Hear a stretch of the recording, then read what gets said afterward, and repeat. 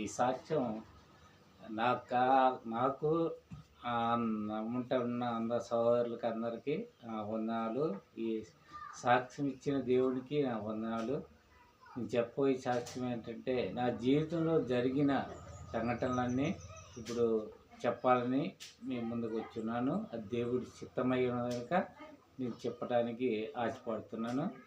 అందరికీ వందనాలు. ఈరోజు నేను ఈ స్థితికి రావడానికి కారణం దేవుని కృప.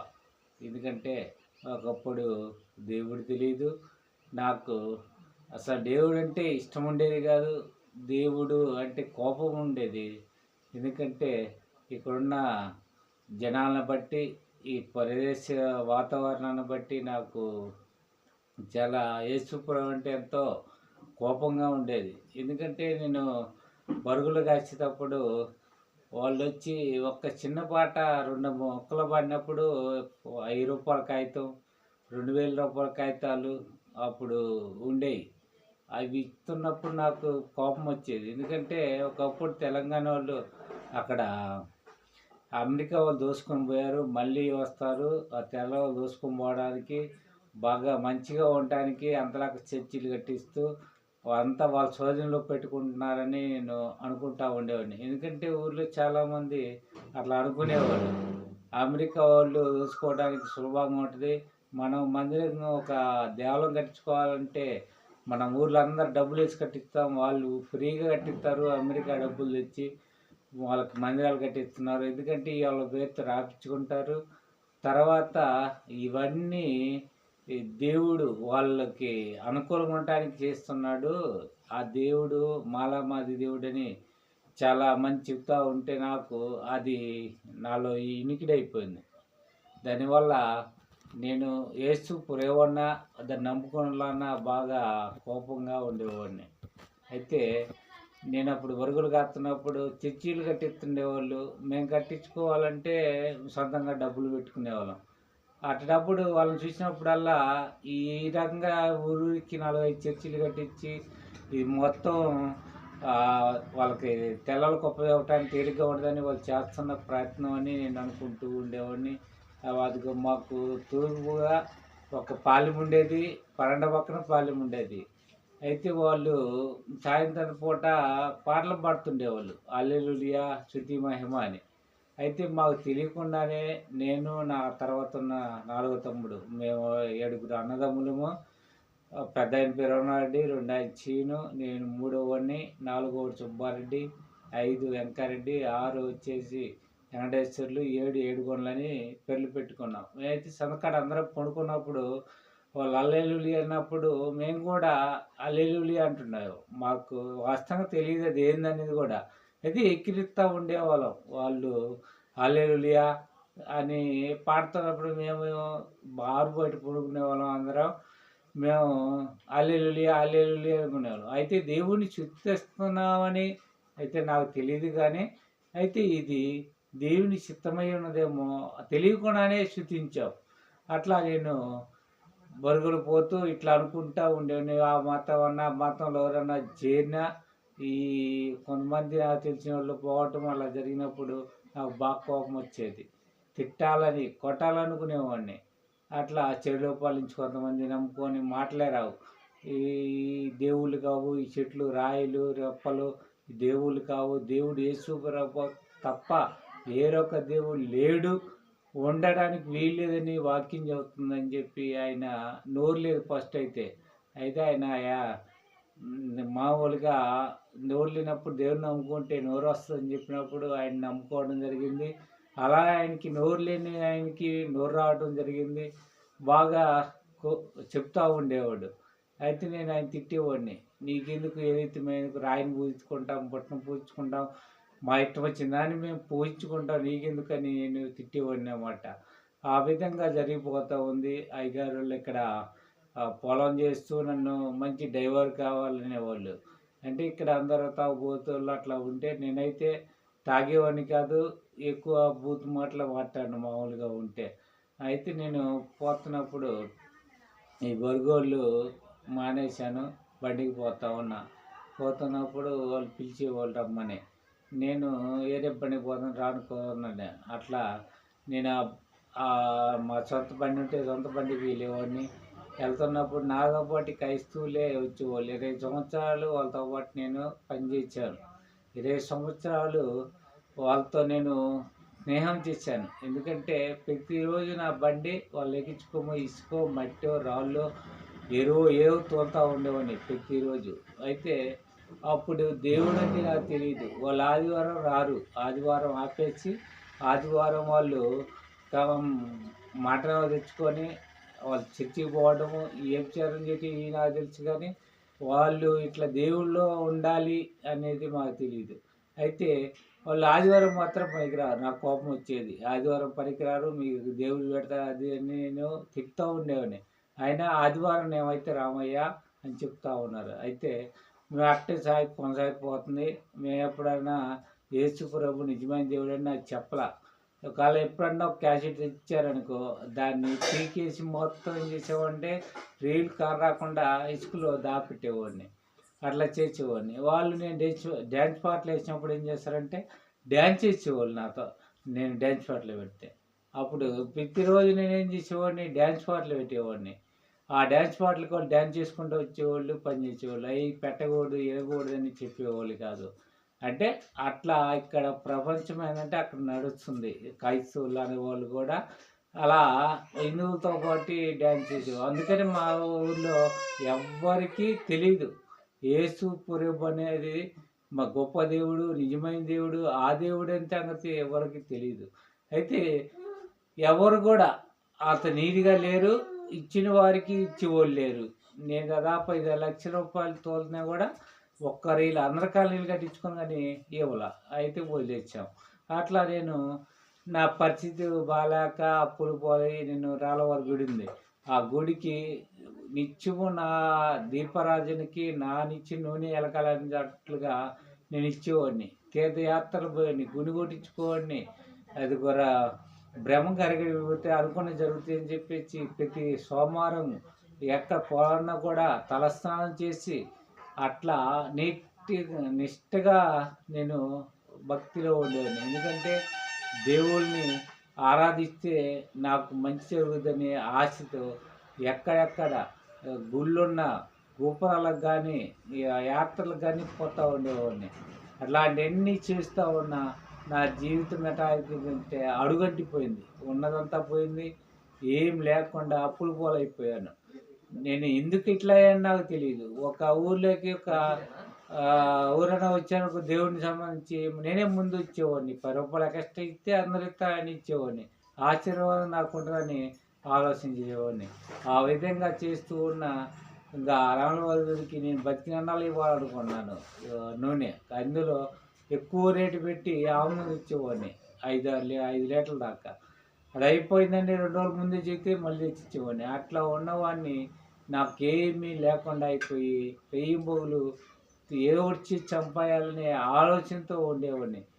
అందుకని ఒక దక్క దేవత అని ఉంటే మా కులదేవత అంట నాకైతే తెలియదు. కానీ మన కులదేవత అనేవాళ్ళు పెళ్ళి అయితే మా ఇళ్ళలో బిజ్జిమోళ్ళ ఇళ్ళలో ముందా పోయించి తర్వాత ఈ కార్యక్రమం చేసుకునేవాడిని. అంటే మనలో ఒక అబ్బాయిని తెచ్చి అబ్బాయిని అమ్మాయిగా తయారు చేసి పంపించేవాళ్ళు. అట్లా మా పెళ్లి కార్యక్రమం జరుగుతూ ఉండేవి.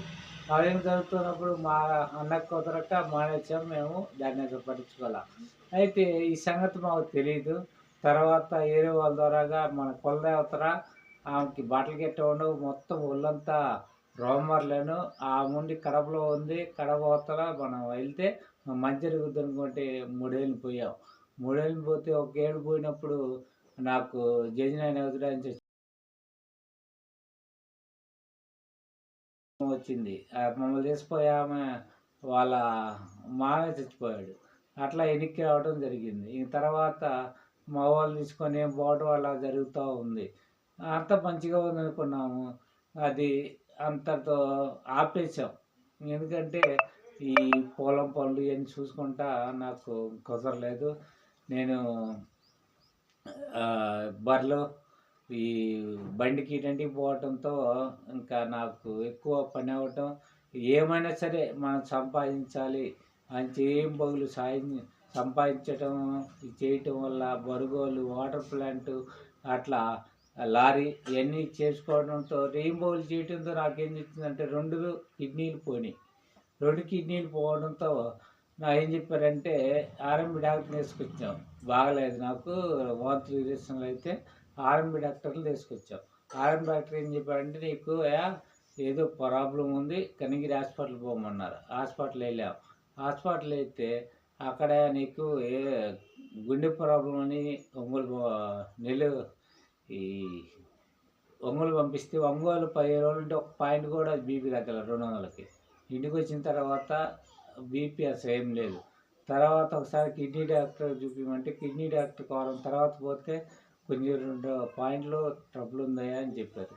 ఆ 2 పాయింట్ ట్రబుల్ ఉంది మళ్ళీ మందులు వాడితే మామూలుగా మాకైతే చెప్పలా. ఇదేం చెప్పలేదంటే పలానా దూడాలి, పలాని కూరలు అన్నం ఇట్లా వాడాలని చెప్పలా. సరే అని చెప్పి మా ఇష్ట ప్రకారం రక్తం తక్కువ ఉందని ఆకుకూరలు తినడంతో అది ఎక్కువైపోయింది. 7 పాయింట్లకు వచ్చింది. ఇంకా అప్పుడు ఏం చేసామంటే నేను మామూలుగా ఇట్లా బండికి పోతా ఈ హాస్పిటల్ తిరుగుతూ ఉన్నప్పుడు ఈ సావాసం నుంచి 2 అయ్యగారు వాళ్ళు వచ్చారు. దేవస్వామి అయ్యగారు ఇంకా కుర్నీలని వాళ్ళిద్దరిని దేవుడు పొమ్మన్నాడంట ఇడికి. అప్పటికి నేను 10-18 రోజులైంది మంచం పడుకొని వండుకున్నా ఎగురుతూ ఉండేవాడిని. జనెత్తిగిరినట్టు ఉండేది, భయమేస్తూ ఉండేది చచ్చిపోతామని. ఉన్నప్పుడు వాళ్ళిద్దరిని పంపించాడంట దేవుడు. పంపించినప్పుడు ఏం కాదయ్యా మన సావాసంలో కిడ్నీ పోయిన వాళ్ళందరినీ దేవుడు బాగు చేశాడు, గుండె జబ్బులు చూడండి బాగు చేశారు, హెచ్ఐవి ఉన్నోళ్ళు బాగయ్యారు, మా సావాసంలో చాలామంది దేవుడు బాగు చేశాడు, నిన్ను కూడా బాగు చేస్తాడని చెప్పి నాకు చెప్పి ఆ రాత్రి కాలం మాట్లాడి కొన్ని మన సావాసంలో ఈ విధంగా దేవుడు చేశాడు, నువ్వు భయపడగాకు దేవుడు బాగు చేస్తారు రమ్మని చెప్పారు. అయితే మా ఇంట్లో కుదరలేదు, రావడానికి లేదన్నప్పుడు కొన్నేళ్ళు చెప్పాడు ఏం కదయ్యా అంటుముట్టు దేవుడికి లేదు, రేపు పొద్దున్న స్నానం చేసుకొని చేయమన్నాడు. అయితే మామూలు ఏ దేవుడైతే బాగు చేసే దేవుడు కావాలా పో అన్నాడు. అయితే నేను 33.5 కోటి మంది దేవుళ్ళు దేవతను వదిలిపెట్టి మనం పోతామని చెప్పి నేను ఏడుతూ ఉండేవాడిని.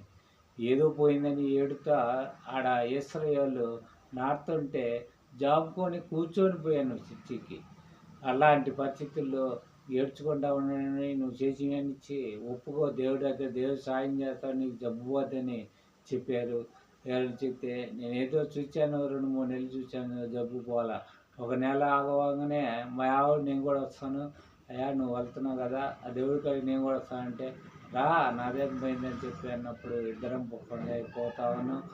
అంతకుముందుకే మా స్థితి మరి దారుణంగా ఉండేది. అది పోయిన తర్వాత దేవుడు బాగు చేస్తాడని అనుకుంటా ఉన్నాం కానీ బాగోలేదు. సరే ఇంకా మే నెల వచ్చింది.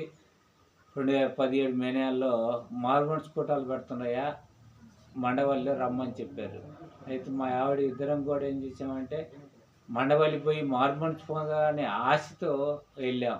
అప్పుడన్నా దేవుడు తీసేస్తాడు జబ్బు అని. అయితే మండవల్లికి పోయినాక మాకు అర్థమైంది ఏంటంటే మాలో ఉన్న తప్పులన్నీ మాకు అర్థం చేశాడు. మేము పాపులము దొంగలము అని మాకు అర్థం చేసి నిత్య రాజ్యం ఉందని అర్థం చేశాడు. అంటే ఈ జబ్బుల కోసము వీటి కోసం మీరు బాధపడ అవసరం లేదు, మీరు నిత్యరాజ్యం చనిపోతే పోతారా పోరా అది మీరు తెలుసుకోవాలి. జబ్బు లేనిది దేవుడు నమ్మినా నమ్మకపోయినా ఖచ్చితంగా జబ్బులు వస్తూ ఉంటాయి పోతూ ఉంటాయి, వాటితో లెక్క కాదని అలా మాట్లాడటం జరిగింది. అయితే మేము అంతకుముందు మా ఆవిడికి కూడా బాగా భయం, పొద్దుక ఇంట్లో ఉండాలి లేకపోతే మమ్మల్ని ఉండమని నేను లారీకి పోయేవాడిని. అట్లాంటి పరిస్థితుల్లో కూడా ఏం చేశారంటే మమ్మల్ని తీసుకొచ్చి పెట్టి వెళ్ళేవాడిని. అటప్పుడు ఇంకా ఆ మండవల్లి పోయి వచ్చిన తర్వాత మారు మనిషి పొందాము. దేవుని కృపను బట్టి ఆ భయం పోయింది. నేను ఇక్కడ సైకో అని గొంతులు కోసే ఉన్నప్పుడు కూడా మండవల్లి పోయినప్పుడు ఒక్కటే ఉండి బాగున్నావా ఎలా ఉన్నావు అంటే బాగానే ఉన్నానంటే అక్కడ సైకో వచ్చాడంటే కదా ఏంటంటే ఏం పర్లేదయా దేవుడు ఉన్నా నాతో, నా భయం లేదని చెప్పి నాతో చెప్పడం జరిగింది. చివరి ఇల్లు అయినా కూడా భయపడకుండా ఉంది. ఎందుకంటే మారుమూర్చి పొందినాక పాపం అంతా పోయినాక భయం లేకుండా తీసేసాడు దేవుడు. అట్లానే దేవుడు నేను అట్లా కొనసాగుతూ ఉన్నాను. ఈ సహవాసం వాళ్ళు కూడా అయ్యగారు వాళ్ళు అందరూ రాజశేఖర్ గారు వీళ్ళు ప్రార్థన చేశారు. ఇలా డ్రైవర్ మాకు కావాలి, ఈయన మార్చమని ప్రార్థన చేసినప్పుడు నేను అనుకున్నా ఇది మత మార్పులే మాకెందుకని నేను అసలు పట్టించుకునేవాడిని కాదు. అయితే చాలాసార్లు చెప్పారు. నేను కూడా మారు మనసు పొందకముందు మా దేవుడు తెలియదు. అప్పుడు దీపారాన్ని పెద్దది చేసి 3 ఒత్తులేసి 24 గంటలు వెలిగించేవాళ్ళం. కానీ మీరు ఒక్క దీపారాన్ని పెట్టి చిన్నొత్తులు 2 వేసేవాళ్ళేమో, మేము 4 ఒత్తులేసి రెయింబోగులు వెలిగేది. అలా చేసినవారు మేము.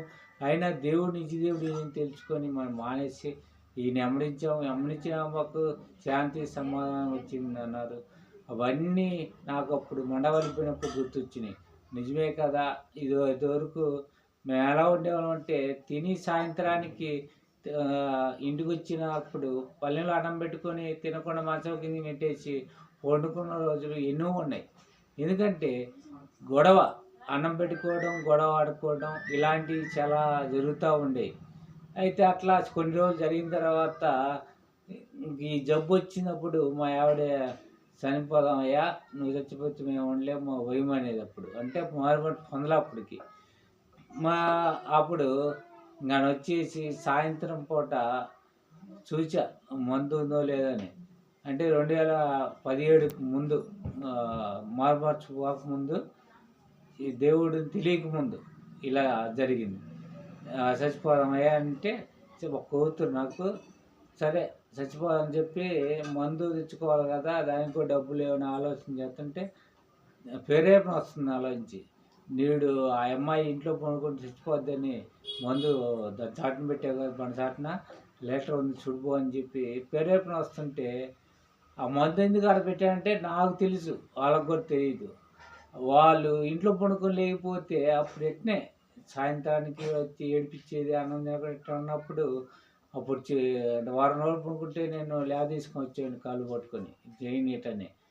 అయితే నేనేమని కాను కొంచెం పనికి మళ్ళా అన్నప్పుడు నేనేం చేసింది చెప్పు అని చెప్పి 6 రోజులు ఇంటికి పడుకునేది.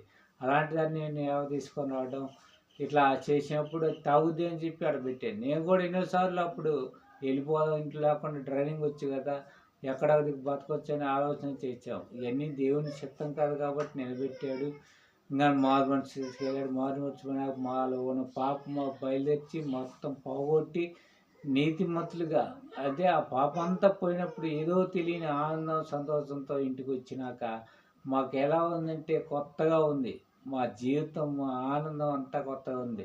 ఎందుకంటే పాపం చేయాలన్న భయం, అబద్ధం ఆడాలన్న భయం, దేవుడు ఇలా మాట్లాడే కదా, దేవుడు మనతో మాట్లాడేదని చెప్పి ఇంకా ఎన్ని మానేసి దేవుడు వాక్యాలు ఏం చెప్పారో ఆ వాక్యాల ప్రకారం అయ్యగారు వాక్యాలు పెట్టుకుంటూ ఆ వాక్యాలు వింటూ ఒక ఆమె 70 సంవత్సరాలు 70 సంవత్సరాల తర్వాత మాట్లాడనే వాక్యం మమ్మల్ని పట్టుకొని దేవుడు మాట్లాడకపోయినా సరే దేవుళ్ళో మనం ఉండాలి, చచ్చిపోయేంత వరకు ఉంటే జీవకిరీటం ఇస్తామని నమ్మకంగా బతకాలనే ఆశ దేవుడి రాజ్యం కొరకు మాకెంతో బలాన్ని ఇచ్చింది ఆ వాక్యాల ద్వారాగా.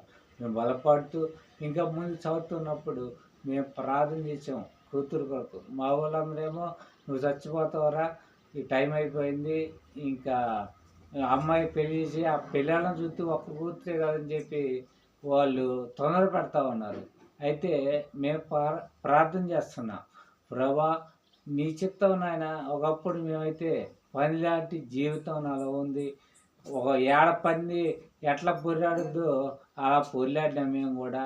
పాపంలో శాపంలో అన్నిట్లో మేము పొర్లాడినంత అలాంటి జీవితం నా కూతురు కాకూడదు ప్రభా, మంచి ఆత్మీయుడు కావాలి, అలాంటి జీవితం నా కూతురు కావాలి, నీ సేవ చేయాలి, నీ పని చేయాలి, వాళ్ళ బిడ్డలు కూడా నీ పని చేసే రీతిగా ఉండాలని ఆశపడుతూ మేము ప్రార్థన చేసాం. ప్రభా నీ బిడ్డ కావాలి అని ప్రార్థన చేసినప్పుడు అమ్మగారు చెప్పారు ఆకు రమ్మన్నప్పుడు మేము అప్పుడు నెల్లూరులో డయాలసిస్ పోయినాం. డయాలసిస్ పోకముందు రమ్మన్నారు. మేము మే నెలలో డయాలసిస్ పోయినప్పుడు జరిగిన సంగతిగా అయితే మా పరిస్థితి బాగాలేదు. సరే ఇంకా డయాలసిస్కి ఫస్ట్ 6 నెలలు 7 నెలలు ఇక్కడే ఉన్నాం. 6 నెలల తర్వాత డయాలసిస్కి వెళ్ళిన తర్వాత కొర్నీలు అని ఒక వ్యక్తిని తీసుకెళ్ళా. మా అమ్మని మా వాళ్ళని తీసుకెళ్ళా. ఎందుకంటే అందరికీ పొలం నేను వీళ్ళని తీసుకెళ్ళకుండా సావాసంలో వ్యక్తిని తీసుకెళ్ళాను. తీసుకెళ్ళిన తర్వాత పైలన్నీ చేపించుకొని ఆ స్విమ్మింగ్ పూల్‌లో అంటే నాకు తెలిసిన వేరే కాబట్టి ఆడ కొన్ని పైలు చేపించుకోవాల్సొచ్చింది. మొత్తం చేపించుకున్నాక నాకు తెలియకుండా ఏం జరిగిందంటే కాళ్ళు వాపొచ్చేసినియి, చేతులు మొత్తం. నాకు 7 పాయింట్లు ఉన్నది 18 పాయింట్లకొచ్చింది క్రియేటివ్. పై 18 పాయింట్లకొచ్చినాక నన్ను మామూలుగా డాష్‌కి తయారు చేసుకునే ముందే మచ్చపెక్కాను. నా వల్ల కాల. ఇంకప్పుడు ఏం చేశానంటే 20 పాయింట్లకొచ్చేసిందని ఎమర్జెన్సీగా నాకు టెంట్ ఏసి డయాట్స్ పెట్టారు. అయితే డయాట్స్ పెట్టంగానే నా పరిస్థితి ఎలా ఉందంటే ఇంక తట్టుకోలేకపోయినప్పుడు నా సహోదరిని పక్కన పెట్టి గాలి ఊపుతున్నారు కానీ నేను తట్టుకోలేకపోతున్నా. నా ఒళ్ళు, కాళ్ళు అన్నీ పెక్కొస్తున్నాయి. రక్తం లేదంట. 6 పాయింట్ల లోపు ఉందని చెప్పారు. అప్పుడు ఏం చేశారంటే నా వెంట వచ్చిన సహోదరులు కొన్నేళ్ళని రక్తాన్ని పంపించారు. నన్నేమో ఆడ పండేశారు. నేనేమో డయాలిసిస్ జరుగుతుంది. నా కాళ్ళు పెక్కొస్తున్నాయి. అయితే వాళ్ళు చెప్పిన మాట ఏంటంటే తర్వాత ఇది రక్తానికి వెళ్ళాయని చెప్పారు. ఉన్నప్పుడు నాకు కాళ్ళు బెక్కొస్తాయి ఇవన్నీ ఉన్నప్పుడు నేను చెప్పా. ఇంక్యులేటర్ పెట్టారు నాకు. గాలి పీల్చుకుంటా ఉన్నా. నేను చెప్తున్నా నేను తట్టుకోలేకపోతున్నాను. నేను అయిపోతున్నా. నన్ను చంపేయి అని చెయ్యి బట్టి చూపిస్తున్నట్టు నన్ను చంపేయమని. అయితే ఆయనకి అర్థం కాల. నా మాట రాలేదు. ఇంక్యులేటర్ పెట్టారు. అర్థం కాకుండా ఏదో అడుగుతున్న వాళ్ళని కానీ అంటుండు. నేను ప్రాణం విడిచేసా. ఆయన ఇంకా నా చెల్లో ఎన్ని నెంబర్లు ఉన్నాయో అన్ని నెంబర్లకి మొత్తానికి ఫోన్లు కొట్టించాడు. కొట్టేస్తే అక్కడ బాలయ్య గారు ఉండి పంపించాడు నన్ను ప్రార్థన చేసి. ఇంకా అయ్యగారు వాళ్ళకి ఇంటికి అంతా ఎన్ని నెంబర్లు నా చెల్లో కొట్టేశాడు.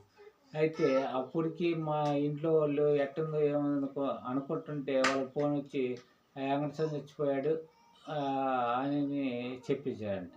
ఇంట్లో కూడా ఈ అమ్మాయి ప్రార్థన చేసుకుంటే ఈ అమ్మాయి తెలిసి ముందు చచ్చిపోద్దని మా వాళ్ళు తెలుసు. ఎందుకంటే అంత పిరికిది, అంత పొడుగు మార్పుడు ముందు నేను ఇంటికి రాకపోయినా దూకాకు ఎవరో మనిషి ఉంటే ఉండేది. అంత భయస్తులుగా చచ్చిపోద్ది చెప్పకూడదు అని చెప్పలా. ఈయనేం చేశాడు నా చెల్లి నెంబర్లన్నీ కొట్టాక ఇంటికి కూడా వచ్చేసింది.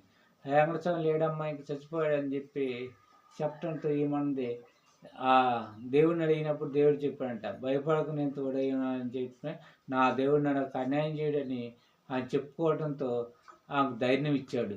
అట్లా ఆ రాత్రి కాలంలో మా తమ్ముడు మా అమ్మ వాళ్ళందరూ రావడం జరిగింది. చంపు హాస్పిటల్ చచ్చిపోయినాడంటే ఎంతైనా డబ్బులు ఇస్తామయ్యా బతికి అని చెప్పి చెప్తా ఉన్నాడు డాక్టర్కి. లేదమ్మా వెళ్ళిపోయానని చెప్పేసి పక్కన నెట్టేసి ఇంకా అప్పుడు వాళ్ళ పని వాళ్ళు చేసుకుంటా ఉన్నారు. అయితే నా శవము బయటికి శవంలోంచి నా ఆత్మ బయటికి వెళ్ళినప్పుడు నాకు ఎలా ఉందంటే ఇంకా అసలు చెప్పలేని సంతోషంగా ఉంది. ఎట్లా అంటే నా భార్య ఉంది, బిడ్డ ఉంది, నేను చచ్చిపోయి నా శవము చంపూర్ హాస్పిటల్లో ఉంది. నేను పైన గాలిలో తిరిగినట్టుగా నాకు అర్థమవుతుంది. అయితే వీళ్ళు చచ్చిపోయినని చెప్పబట్టి అందరూ ప్రార్థన చేస్తూ ఉన్నారు. ఎవరంటే మామూలుగా ఈ సావాసాలు ఎంతలకు ఉన్నాయో అంతలకు అయ్యగారు ఏం చేశారంటే ప్రార్థన చేయించారంట. అయ్యా ఇటు సంగతి రెడ్డి గారి అబ్బాయి చనిపోయాడు, ప్రార్థన చేయండి, మన సావాసంలో ఎంతమందిని బతికిచ్చాడు, ఈ అబ్బాయి కూడా బతకాలని చెప్పేసి ప్రార్థన చేయమని చెప్పారంట. అందువల్ల అందరికీ ఫోన్ చేసి ప్రార్థన చేయటంలో ఆ రోజు లేచి మళ్ళీ ఉదయం 8 గంటలకు అప్పుడు మా వాళ్ళందరూ వచ్చారు తీసుకురావని శవాన్ని తీసుకురావని వచ్చినప్పటికి 7 గంటలకి దేవుడు నేను కూడా ప్రార్థన చేస్తాను రైటు ఏం చేస్తానంటే శవంలే కొద్దిపోరాబా నన్ను తీసుకొని డైరెక్టర్ అది అబ్బురామయ్య గారు చిరంబోజీ గారు వాళ్ళందరూ పైనే ఉన్నారు కదా అక్కడ నన్ను తీసుకెళ్ళామని నేను ప్రార్థన చేస్తున్నా. భార్య గుర్తొస్తుంది, నా కూతురు గుర్తుంది. అయినా వాళ్ళు చచ్చిపోయినాక ఎంతో ఆనందంగా సంతోషంగా ఉంది కాబట్టి ఆయా నాకు ఆ నరకం వద్దయ్యా ఎంతో బాధగా ఉంది, నాకు ఆ సేవలో పంపించద్దని నేను దేవుణ్ణి ప్రార్థిస్తూ ఉన్నా, ప్రార్థన చేస్తూ ఉన్నా. కానీ వీళ్ళందరూ కూడా ప్రార్థన చేస్తుండ్రు బతకాలి, బతికించాలి, నువ్వు ఏం చేస్తావో తెలియదు అని చెప్పి అన్నం మానేసేసి అందరు ప్రార్థన చేయటం. ఉదయానికల్లా అయ్యగారు అమ్మగారు అందరు బాయ్ గారు వాళ్ళు అందరూ వచ్చేసారు. ఉదయం 8 గంటలకి నేను చేసిన ప్రార్థన దేవుడు ఆలకించలేదు. కానీ ఆ సాహసంలో అందరూ చేసిన ప్రార్థన బట్టి ఉదయం 7 గంటలకు మళ్ళీ తిరిగి లేవటం జరిగింది. అప్పుడు నేను చెబుతున్నాను, కాళ్ళు ఊపి చేతులు పైకి ఊపి నేను బతికానని చెప్పి వాళ్ళకి చెప్పడంతో ఆ శవాన్ని యువతకొచ్చి ఎవరితో బతికిన చిట్ట కేకలేసాక అందరు లగిత్తి వచ్చి ఒక గ్లాస్ పాలు ఇచ్చారు. అప్పటికి 2 కానొస్తున్నాయి. గ్లాస్ పాలు ఇవ్వడంతో బాగా చూపు వచ్చింది. కానీ కడుపులో మంట ఇవన్నీ పైపులు పెట్టున్నారు కాబట్టి రక్తం గడ్డలు ఉన్నది. ఆ పైపు అవన్నీ పీకేసాక గడ్డలు రక్తం రావడం జరిగింది. అంతా పోయిన తర్వాత గాలి పెట్టారు. కొద్దిసేపు గాలి పెట్టి కొంచెం శ్వాస పీల్చుకోమని చెప్పిన తర్వాత లైన్ అయింది. ఇంకా తర్వాత డయాలసిస్ తీసుకుపోయి వాళ్ళు కొన్ని రోజులు ఒక 3 రోజుల దాకా డయాలసిస్ పెట్టి 3 గంటలు అట్ట ఇంకా ఇంటికి పంపించారు. దూరం అవుతుందని చెప్పి అప్పుడు మేము ప్రార్థన చేస్తూనే ఉన్నాం. మా బిడ్డ ఒక్కటేనయ్యా, నువ్వు సాయం చేయనైనా, దేవుడి బిడ్డ కావాలని ప్రార్థన చేస్తున్నప్పుడు అప్పటికి మేము దేవుళ్ళు కొనసాగుతూ ఉన్నప్పుడు అప్పుడు అమ్మగారు చెప్పారు, ఆకువీటి తీసుకురండి అని. అయితే అక్కడ ఆకువీటిలో ప్రార్థన జరుగుతుంది. అక్కడికి వెళ్ళినప్పుడు అమ్మగారు పిలిపించి, ఒక రెడ్డి గారి అబ్బాయి ఉన్నాడు, ఆర్మీలో ఉన్నాడు, మీ అమ్మాయి ఇచ్చి పెళ్లి చేద్దామని అమ్మగారే పిలిపించింది. అమ్మ నువ్వు ఎట్లా అంటే అట్లా చేద్దామమ్మా అని చెప్పేసి నేను చెప్పేచ్చాము. అయితే అప్పటికి మా ఇంటికి మా మేనత్త కొడుకు వచ్చారు. అంటే చూపని బాబు లాగా ఉంటాడు, ఏ అలవాటు లేవు, ఉద్యోగం ఉంది, అన్నీ ఉన్నాయి, కానీ ఆస్తి ఉంది. అయితే మా వాళ్ళందరూ మన ఇంటికి వచ్చారా, అలాంటి వారు రారు అసలు. నువ్వు అమ్మాయిని ఇద్దామని మా వాళ్ళందరూ మన అందరూ వచ్చారు నీ మీదకి. వచ్చినప్పుడు నేను చెప్పా, నేను పాపంలో శాపంలో ఉన్నాను, పనిలాంటి స్వభావాన్ని కడిగి దేవుడు మంచి మనిషిగా చేశాడు. ఇంక నేను అలాంటి వాళ్ళకి ఏమన్నా దేవుడు నమ్ముకున్న వాళ్ళకి ఇస్తాను, నమ్ముకున్నా ఇచ్చాననుకో వాళ్ళను పెళ్ళైనాకైనా అలాంటి అలవాట్లు వస్తాయి, అది నాకు తెలుసు అని చెప్పి మమ్మల్ని తండ్రితో మా అమ్మోళ్ళు ఏం చేశారంటే, వచ్చాడా నువ్వు ఇట్లాంటి పనులు చేస్తావు, నువ్వు ఏం దేవుడు ఏంటి, మంచి వాడొచ్చి పెళ్లి చేసుకున్నా అంటే నువ్వు ఒప్పుకోలేదని చెప్పేసి నన్ను తిట్టి అమ్మాయిని ఇద్దరిని తిట్టారు. మేము చేసేందులో మేము చేస్తాం పెళ్ళి అని చెప్పి వాళ్ళు ఇష్ట ప్రకారం మాట్లాడారు. మేమేం చేసామంటే, మమ్మల్ని కడిగేవయ్యా, పరిశుద్ధంగా జీవించేటట్టు సాయం చేసావు, మా అమ్మాయి కూడా అలానే జీవించాలి, నీ కొరకే బతకాలయ్యా, అట్లాంటి సాయం చేయమని చెప్పి మేము ప్రార్థన చేసుకున్నాం. ఆ అబ్బాయికి కానీ ఊరు మా ఇంటి దిక్కు రాకూడదు, రాణిగాక మంచి ప్రార్థన చేసినప్పుడు అబ్బాయి కూడా రాకుండా సాయం చేశాడు. ఆ అబ్బాయికి పెళ్ళి అయిపోయింది. మళ్ళీ కూడా ఒకసారి అట్నే చిన్న ఆయన కొడుక్కి కూడా చేయాలని వాళ్ళు వస్తామని చెప్పారంటే అమ్మ వాళ్ళకి. అయితే నేను రాకూడదు ప్రభు అని చెప్పి మేము ఇద్దరం ప్రార్థన చేసుకున్నప్పుడు దేవుడు సాయం చేసి వాళ్ళకి రాకుండా ఇంకా ఏరే మార్గం మళ్ళీ ఇచ్చి పంపించేశాడు. అట్లా ప్రార్థన చేస్తా ఒక 3 సంవత్సరాలు అయింది. అయితే అప్పుడు దేవుని బిడ్డలు వాళ్ళే, ఇదిగో పలాందికు బాబు ఉన్నాడు, మరి శాస్త్ర పెళ్ళి అంటే అయ్యగారు వాళ్ళు చెప్పి దేవుడు చూపిస్తే కంపల్సరీ పెళ్లి చేస్తాను, దేవుని ఇష్టమై ఉండాలి, దేవుని చిత్తమై ఉండాలి అని చెప్పినప్పుడు ఆ అబ్బాయి కూడా పెళ్లి చేసుకోవటానికి ఇష్టపడిండు.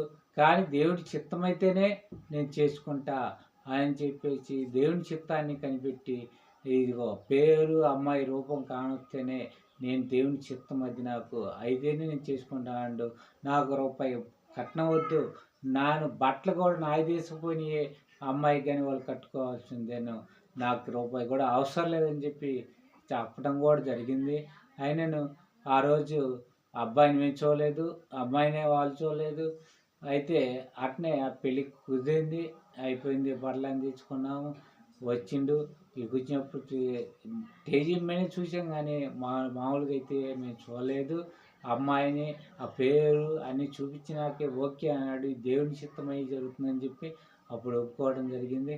నాకు ఇక్కడికి వచ్చిన తర్వాత పెళ్ళి ఇచ్చాడు, ఉదయం తీసుకొచ్చా, ఇంకా అన్నీ తయారై చేసుకొని స్టేజ్ ఎక్కినప్పుడు ఈయన మీ మామ, ఈయన మీ అత్త అని అనుకొని అప్పుడు పరిచయం చేయించడం జరిగింది. అయితే వాళ్ళ తల్లిదండ్రులు అయితే ఆపాలి పెళ్ళి అని చెప్పేసి ఆలోచించారంట. మేమైతే జరగాలని దేవుని చిత్తం కాబట్టి జరుగుద్దని మేము ఆలోచిస్తూ ఉన్నాం. అప్పటికి మా ఇంటికి రాని వాళ్ళు చాలామంది ఉన్నారు. మేము చెప్పాము, ఎవరు మా ఇంటికి రాకుండా ఉండటానికి లేదు ప్రభువా, నీ చిత్తం ప్రకారం చెప్తున్నాం పెళ్ళి, మా చిత్తం కాదు, ఇది మా ఇష్టం కాదు, నీ ఇష్టమే అని చెప్పి ప్రార్థన చేసినప్పుడు అయ్యగారు వాళ్ళు, అమ్మరసయ్య గారు, చాలామంది అయ్యగారు వాళ్ళు వచ్చి ఏం చేశారంటే నువ్వు భయపడకు, మేము ప్రార్థన చేస్తాం, రానులు కూడా నీ ఇంటికి వస్తారని చెప్పి ఎన్నో సార్లు చెప్పి ఆ రాత్రి అంతా ప్రార్థనలో ఉండి ప్రార్థన చేశారు. నా కొరకు, నా పెళ్లి విషయం కొరకు, అన్ని విషయాల్లో ప్రార్థన చేయటం వల్లింది. అయితే నా ప్రార్థన దేవుడు ఆలకించి ఎప్పుడు రాని వారు కూడా మా ఇంటికి వచ్చి నేను ఇచ్చిన ఆహారము, పెట్టిన ఆహారం వాళ్ళ ఇష్ట ప్రకారం పెట్టుకొని తిని తృప్తి పొంది బాగా చేసేవాడిని కొని అట్టా వెళ్ళిపోయేట్లుగా దేవుడు సాయం చేశాడు. ఆ విధంగా ఎన్నో కార్యాలు నా పట్ల జరిగించాడు. ఆ చింబూరు హాస్పిటల్లో ఉన్నప్పుడు ఎన్నో కార్యాలు జరిగించాడు. ఇంటికి వచ్చాక కూడా ఆయన చిత్తమే జరగటం జరిగింది. ప్రభువా నువ్వు సహాయం చేయమన్నప్పుడు ఆయన సాయం చేస్తూ వచ్చేవాడు. అట్లానే నేను చింబూరు హాస్పిటల్లో ఉన్నప్పుడు ప్రభువా నైట్ నేను పోలేనయ్యా, ఉదయం పోవటానికి సాయం చేయమన్నప్పుడు అట్నే సాయం చేసేవాడు దేవుడు. ఉదయాన్నే పోయేవాళ్ళం, మేము చెప్పేవాళ్ళం కాదు, దేవుడే మమ్మల్ని రమ్మని వాళ్ళని పిలిపించేవారు. అట్ట వెళ్ళి చేయించుకునే వాళ్ళం. నైట్ పెట్టేవాళ్ళు కూడా ఉదయం పెట్టేవాళ్ళు. అలా డయల్ చేయించుకొని వచ్చిన తర్వాత కోడికలకు వెళ్తూ ఉండేవాడిని. అన్ని విషయాల్లో దేవుడు సక్రంగా సమాధానం, సంతోషం, సమాధానం ఇచ్చాడు మా ఇద్దరికి. అప్పుడు పాప అనుకునేదట, మేము రోజు తిట్టుకున్నామని ఎటు ఒకటి వెళ్ళిపోవాలనుకునేదట. కానీ దేవుడి చిత్తాన్ని బట్టి ఆ అమ్మాయి కూడా మా దగ్గర ఉండడానికి, చదువుకోవడానికి దేవుడు ఒప్పు చూపించాడు. అట్నే ఇంకా మా అమ్మాయికి పెళ్లి కాలేదప్పటికి మేము ప్రార్థన చేసాం. ప్రభా ఏంటి ప్రభా కాలు నొప్పి, మోకాలు నొప్పి పట్టింది ఏంటి ప్రభా అంటే, అప్పుడు చింపూర్ హాస్పిటల్కి తెచ్చుకెళ్దామని చెప్పి మా ఆవిడ చెప్పడం జరిగింది. ఇద్దరం పోయి చూపిస్తే ఆయన అన్నాడు, మోకరించడం పడుతున్నాం, ప్రారంభోదయ ఊరకు ఆనుకుంది, జాగ్రత్త నీ ఇష్టం, ఒక 20 రోజులు ఎక్సర్సైజ్ చేసి రమ్మని చెప్పాడు. అయితే నేను ఎక్సర్సైజ్ చేసిన తర్వాత ఒక్కరోజు చేసింది నా వల్ల కాదని చెప్పినప్పుడు నేను చెప్పా, ఈ డాక్టర్లు అందరికంటే పరం డాక్టర్ ఉన్నాడు, ఆయన చూసి